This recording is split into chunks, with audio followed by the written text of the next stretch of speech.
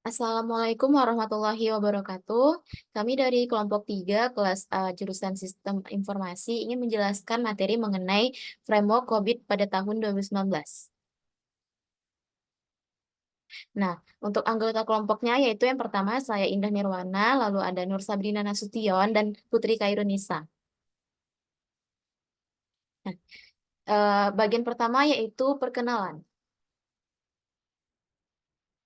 Yang pertama, tata kelola perusahaan informasi dan teknologi. Dalam konteks transformasi digital, informasi dan teknologi menjadi sangat penting dalam mendukung keberlanjutan dan pertumbuhan perusahaan. Penciptaan nilai bagi pemangku kepentingan, yaitu mewujudkan manfaat dengan biaya sumber daya yang optimal sambil mengoptimalkan risiko. Seringkali didorong oleh tingkat digitalisasi yang tinggi dalam model bisnis yang baru, proses yang efisien, inovasi yang sukses, dan lain-lain. Perusahaan yang terdigitalisasi semakin bergantung pada INT untuk keberlangsungan hidup dan pertumbuhannya. Yang kedua, manfaat tata kelola informasi dan teknologi. Yang pertama yaitu realisasi manfaatnya, terdiri dari menciptakan nilai bagi perusahaan melalui TI, mempertahankan dan meningkatkan nilai yang diperoleh dari investasi TI yang ada, dan menghilangkan inisiatif dari aset TI yang tidak menciptakan nilai yang memadai. Lalu yang kedua, optimalisasi risiko, yaitu penanganan risiko bisnis yang terkait dengan penggunaan, kepemilikan, operasi, keterlibatan, pengaruh, dan adopsi TIK dalam perusahaan. Yang ketiga yaitu optimalisasi sumber daya, yaitu memastikan bahwa kemampuan yang tepat tersedia untuk melaksanakan rencana strategis dan sumber daya yang memadai, tepat dan efektif disediakan. Selanjutnya itu COVID sebagai kerangka tata kelola TI. Dalam fondasinya, dalam komunitas audit TI, COVID telah berkembang menjadi kerangka kerja tata kelola dan manajemen TI yang lebih luas dan lebih komprehensif dan terus memantapkan dirinya sebagai kerangka kerja yang diterima secara umum untuk tata kelola TI. COVID adalah sebuah kerangka kerja untuk tata kelola dan manajemen informasi dan teknologi perusahaan yang ditujukan untuk seluruh perusahaan. TI perusahaan berarti semua teknologi dan pemrosesan informasi diterapkan perusahaan untuk mencapai tujuannya, di mana hal ini terjadi dalam perusahaan. Dengan kata lain, TI perusahaan tidak terbatas pada departemen TI suatu organisasi, namun tentu saja mencakupnya. Kerangka kerja COVID membuat perbedaan yang jelas antara tata kelola dan manajemen. Tata kelola memastikan hal-hal sebagai berikut. Yang pertama, kebutuhan, kondisi, dan pilihan para pemangku kepentingan dievaluasi untuk menentukan tujuan perusahaan yang seimbang dan disepakati. Lalu, arah ditetapkan melalui penentuan prioritas dan pengambilan keputusan. Dan yang terakhir adalah kinerja dan kepatuhan dipantau terhadap arah dan tujuan yang telah disepakati.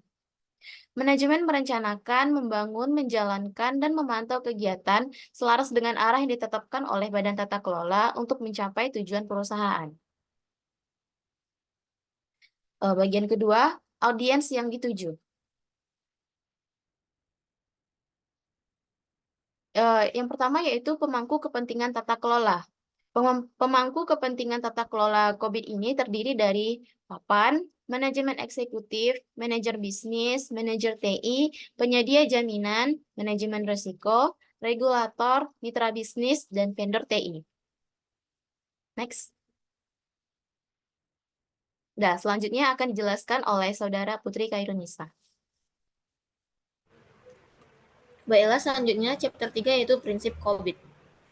Ada 6 prinsip tata kelola. Yang pertama itu setiap perusahaan membutuhkan sistem tata kelola untuk memenuhi kebutuhan pemangku kepentingan dan untuk menghasilkan nilai dari penggunaan TI. Lalu yang kedua, sistem tata kelola untuk IT perusahaan dibangun dari sejumlah komponen yang dapat terdiri dari berbagai jenis dan bekerja sama secara holistik. Lalu yang ketiga, sistem tata kelola harus bersifat dinamis. Ini berarti bahwa setiap kali satu atau lebih faktor desain diubah. Dampak dari perubahan ini pada sistem EGIT harus dipertimbangkan. Lalu yang keempat, sistem tata kelola harus secara jelas membedakan antara aktivitas dan struktur tata kelola dan manajemen. Dan lalu yang kelima, sistem tata kelola harus disesuaikan dengan kebutuhan perusahaan dengan penggunaan faktor desain sebagai parameter untuk menyesuaikan dan memprioritaskan komponen sistem tata kelola. Lalu yang keenam, Sistem tata kelola harus mencakup perusahaan dari ujung ke ujung dengan fokus tidak hanya pada fungsi TI, tetapi juga pada semua teknologi dan pemrosesan informasi yang digunakan perusahaan untuk mencapai tujuannya.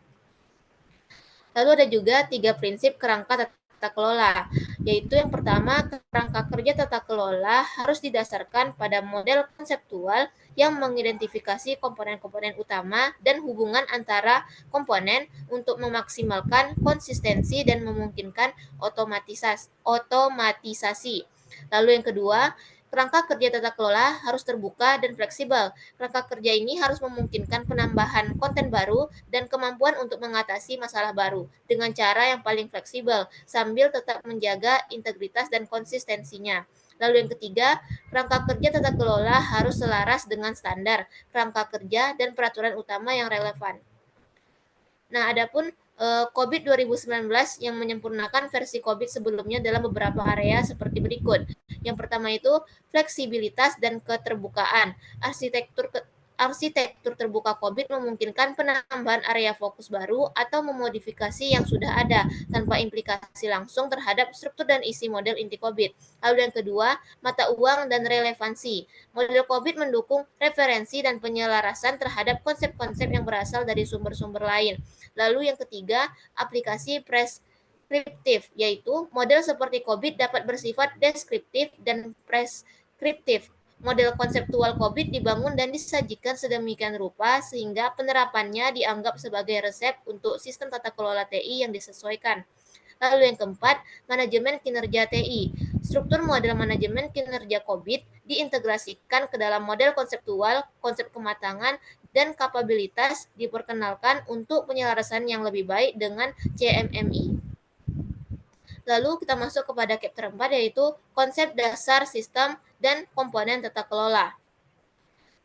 Adapun tujuan tata kelola dan manajemen. Nah, konsep dasar yang berkaitan dengan tujuan tata kelola manajemen adalah yang pertama itu tujuan tata kelola selalu berkaitan dengan satu proses dan serangkaian komponen terkait dari jenis lain untuk membantu mencapai tujuan.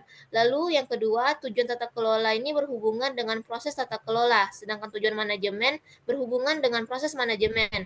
Dewan dan manajemen eksekutif biasanya bertanggung jawab atas proses tata kelola, sementara proses adalah domain dari manajemen senior dan menengah. Adapun tujuan manajemen dikelompokkan dalam 4 domain. Yang pertama, Align, Plan, Organize, atau EPO yang membahas keseluruhan organisasi, strategi, dan kegiatan pendukung untuk IT. Lalu ada Build, Acquire, and Implement atau BAI yang membahas tentang definisi, akuisisi, dan implementasi solusi IT serta integrasinya dalam proses bisnis. Lalu ada Deliver, Service and Support atau DSS yang membahas penyampaian dan dukungan operasional layanan IT termasuk keamanan. Lalu yang terakhir ada Monitor, Evaluate, and Assess yang disingkat dengan IMEA yang membahas pemantauan kinerja dan kesesuaian TI dengan target kinerja internal, tujuan pengendalian internal, dan persyaratan eksternal. Adapun komponen sistem tata kelola, yaitu yang pertama komponen adalah faktor-faktor yang secara individu dan kolektif berkontribusi pada operasi yang baik dari sistem tata kelola perusahaan atas TI. Komponen berinteraksi satu sama lain menghasilkan sistem tata kelola yang menyeluruh untuk IT. Komponen dapat terdiri dari berbagai jenis. Yang paling dikenal adalah proses. Namun, komponen sistem tata kelola juga mencakup struktur organisasi, kebijakan, dan prosedur, item informasi, budaya dan perilaku, keterampilan, dan kompetensi, serta layanan infrastruktur dan aplikasi.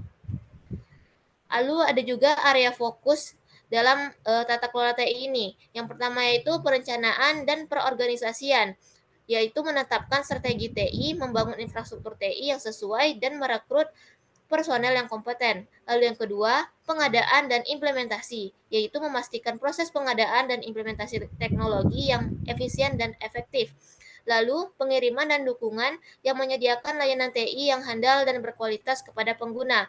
Lalu yang keempat, pemantauan dan evaluasi, yaitu mengukur kinerja TI dan melakukan perbaikan yang berkelanjutan. Lalu ada chapter kelima, yaitu tujuan tata kelola dan manajemen COVID.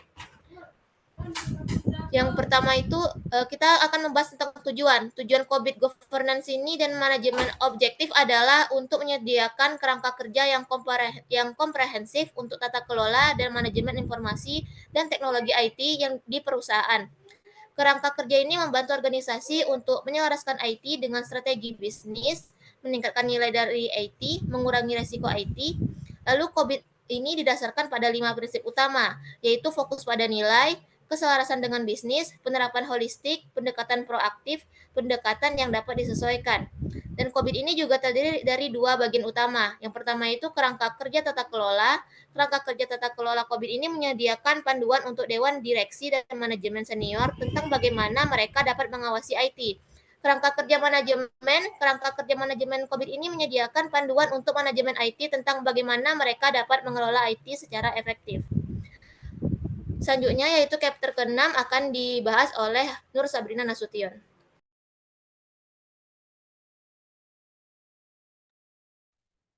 Baik, selanjutnya adalah bab ke-6 yaitu pengelolaan kinerja dalam COVID. Untuk definisi, manajemen kinerja merupakan bagian penting dari sistem tata kelola dan manajemen. Manajemen kinerja merupakan istilah umum untuk semua aktivitas dan metode. Istilah ini mengungkapkan seberapa baik sistem tata kelola dan manajemen serta semua komponen perusahaan bekerja dan bagaimana mereka dapat ditingkatkan untuk mencapai tingkat yang diperlukan. Hal ini mencakup konsep dan metode seperti tingkat kapabilitas dan tingkat kematangan. Selanjutnya ada prinsip-prinsip pengelolaan kerja COVID. COVID menetapkan beberapa prinsip dasar untuk pengelolaan kinerja yang efektif. Yang pertama adalah fokus pada tujuan bisnis, di mana pengelolaan kinerja harus selaras dengan tujuan bisnis organisasi secara keseluruhan. Yang kedua, berorientasi pada proses. Evaluasi harus fokus pada efektivitas proses TI individu dan keseluruhan sistem tata kelola teknologi informasi. Yang ketiga, berbasis metrik, yaitu penilaian harus didasarkan pada metrik dan data kinerja yang terukur. Yang keempat, berkelanjutan, di mana pengelolaan kinerja harus menjadi proses. Yang kelima, yaitu terintegrasi, di mana pengelolaan kinerja harus terintegrasi dengan proses manajemen TI lainnya.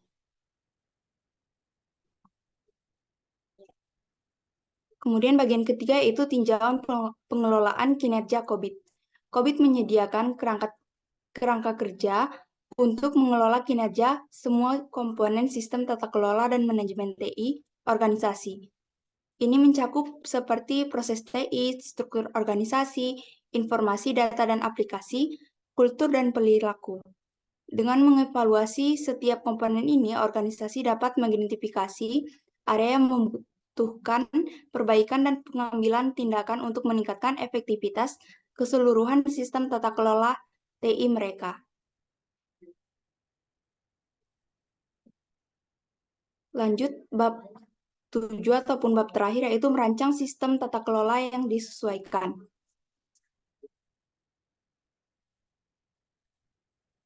Bagian pertama yaitu dampak dari faktor desain. Yang pertama, faktor kontekstual, yaitu ukuran dan kompleksitas organisasi, struktur organisasi, industri, lingkungan operasi, dan budaya organisasi. Yang kedua, ada faktor tata kelola, yang di dalamnya yaitu struktur dewan, manajemen risiko, kontrol internal, dan pelaporan dan pengungkapan. Yang terakhir adalah faktor konseptual, yaitu sistem informasi dan keamanan cyber. Selanjutnya, tahapan dan langkah-langkah dalam proses desain. Proses desain sistem tata kelola yang efektif umumnya terdiri dari beberapa tahap. Yang pertama yaitu penilaian, di mana melakukan penilaian terhadap sistem tata kelola yang ada, mengidentifikasi kesenjangan dan area yang perlu ditingkatkan, menetapkan tujuan dan sasaran tata kelola. Yang kedua yaitu desain, mengembangkan kerangka kerja tata kelola yang sesuai dengan kebutuhan organisasi, menentukan struktur dan proses tata kelola yang tepat, dan merumuskan kebijakan dan prosedur tata kelola. Yang ketiga, implementasi yaitu membangun infrastruktur dan sistem untuk mendukung sistem tata kelola dan melatih staf tentang peran dan tanggung jawab mereka dalam sistem tata kelola, dan memantau dan mengevaluasi efektivitas sistem tata kelola. Yang terakhir, evaluasi dan peningkatan. Melakukan tinjauan berkala terhadap sistem tata kelola, mengidentifikasi area yang perlu ditingkatkan, dan melakukan perubahan dan perbaikan pada sistem tata kelola. Oke, mungkin itu saja yang dapat saya sampaikan. Saya kembalikan kepada moderator. Baiklah, mungkin cukup sekian penjelasan dari kami mengenai kerangka kerja COVID 2019. Lebih dan kurangnya kami mohon maaf. Wassalamualaikum warahmatullahi wabarakatuh.